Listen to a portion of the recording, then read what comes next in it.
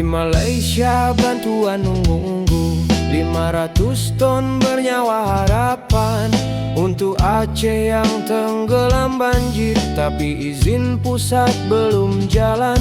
Pesawat siap, relawan siap, dunia siap mengulurkan tangan. Tapi di pintu Indonesia semuanya dihentikan tanpa alasan. Bantuan Malaysia tertahan, bukan karena jauh tapi karena Indonesia. Aceh memanggil, jiran menjawab, negara sendiri malah menghalanginya. Dari Soekarno sampai Prabowo, jika memang Aceh tak dianggap, kalau suara kami kalian anggap beban saja, maka lepaskanlah kami, biar Aceh berdiri merdeka dengan marwahnya.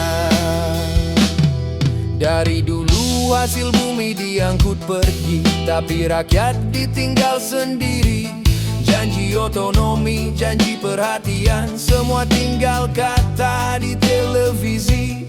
Sampai hari ini banjir datang, Malaysia yang duluan peduli, negara sendiri malah ragu, seakan Aceh ini anak tiri yang tak diberi hati.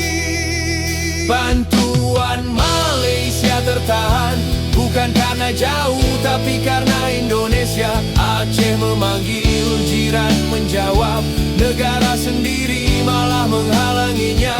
Dari Soekarno sampai Prabowo, cara pandangnya sama. Jika memang Aceh hanya dianggap penambah peta, maka lepaskanlah kami, biar Aceh berdiri merdeka dengan harga dirinya.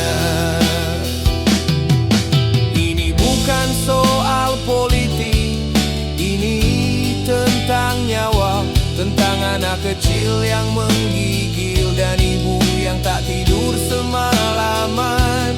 Kalau pintu negeri sendiri saja tak mau dibuka, bagaimana rakyat percaya pada kata kemanusiaan?